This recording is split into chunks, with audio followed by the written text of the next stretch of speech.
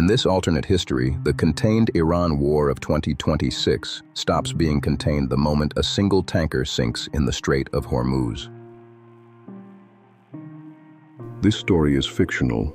It's based on real events, but everything beyond the known facts is speculation. Our goal is to explore an alternate timeline, not to rewrite history, but to imagine what might have been. On Tuesday, July 21, 2026, Defense Secretary Pete Hegseth sat before the Senate Armed Services Committee and put a number on the war: $37.5 billion. That was the cost, so far, of America's renewed conflict with Iran. Beside him sat General Dan Caine, chairman of the Joint, defending a $95 billion GOP budget package meant to keep the military funded and Tehran under pressure. Protesters interrupted the hearing. Cameras caught the shouting before Capitol Police cleared the room. In the official telling, this was a war being managed, expensive, contested, but under control. The whole premise was that the fighting could be held to the terms Washington had chosen. Strikes on nuclear sites, naval pressure in the Gulf, a budget request that treated the war like a line item. The senators argued over the price. Almost no one asked whether the war could still slip out of anyone's hands. But what if, on the very day Hegseth was reassuring Congress, Iran decided the only way to change the math was to close the Strait of Hormuz? It would not take much. The strait is barely 20 miles wide at its narrowest, and a third of the world's seaborne oil passes through it every day. Iran had spent decades preparing for exactly this: anti-ship missiles buried in coastal caves, swarms of fast attack boats, naval mines it could scatter in a matter of hours. All it needed was the will to accept the consequences. After a summer of American strikes, that calculation in Tehran shifted. If the Revolutionary Guard was going to lose the war anyway, they would make the whole world pay for it. The first tanker went down at dawn on a Thursday. A Liberian-flagged supertanker loaded with 2 million barrels of Saudi crude struck a mine and split near Bandar Abbas. Within 6 hours, 2 more vessels were burning. The insurers did what insurers do when the risk becomes real. They stopped writing policies for the Gulf entirely. Overnight, no shipping company on Earth could legally or affordably send a tanker through Hormuz. The price of oil did not climb. It detonated. Brent crude opened at $90 a barrel and touched $240 by the close of trading in London. Gasoline in the United States jumped past $9 a gallon inside a week.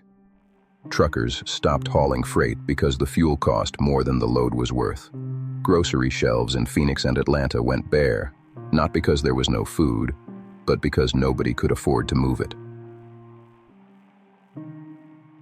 The $95 billion package Hegseth had defended was obsolete before the ink dried. The Pentagon now needed that much every few weeks. To reopen the strait, the Navy had to clear the mines. And to clear the mines, minesweepers had to sit still in open water while Iranian missile crews watched from the hills. The USS Fitzgerald took a Chinese-designed anti-ship missile amidships and lost 40 sailors in 90 seconds. It was the deadliest day for the American Navy since the Second World War, and the war was only 3 years old. Then it stopped being about Iran. Saudi Arabia's oil terminals at Ras Tanura went up in flames under a barrage of drones. The Emirates begged for American air defense that was already stretched to nothing. Absorbing rocket fire from 3 directions, Israel launched deeper strikes and pulled Lebanon and Syria fully into the fight. Every proxy Iran had cultivated for 40 years activated at once. What the hearing had called a war with Iran became a war across the entire Middle East. The global economy's orbit. China, which imported nearly half its oil through Hormuz, watched its factories go dark. Its leadership faced a choice between economic collapse and confronting the United States directly, and chose to escalate the standoff over Taiwan, forcing Washington to split its attention. Europe, already energy-starved, slid into a recession deeper than 2008. Governments fell. In Pakistan, an oil-starved nuclear state, the military seized power amid food riots. Back home, the cascade arrived in ordinary places. A hospital in Ohio ran its backup generators dry when diesel deliveries stopped. An airline grounded its entire fleet because jet fuel had become a luxury good. Rolling blackouts spread across the Sunbelt at the peak of August heat, and the death toll from those alone climbed into the thousands before anyone thought to count. The National Guard deployed to protect fuel depots from crowds that had waited 9 hours in line and been turned away empty. The same Congress that had debated a budget number now debated a draft. Recruiting had collapsed. The war needed bodies. For the first half a century, the machinery of broad mobilization ground back to life, and young Americans who had never imagined a war touching them received letters in the mail. And the nuclear question, the thing the strikes had been meant to solve, was answered in the worst possible way. Cornered, its conventional forces shattered, its economy in ruins, the Iranian leadership concluded it had nothing left to lose by revealing that its program had gone further than anyone in that Senate hearing had admitted. A single test detonation in the eastern desert changed every calculation on the planet.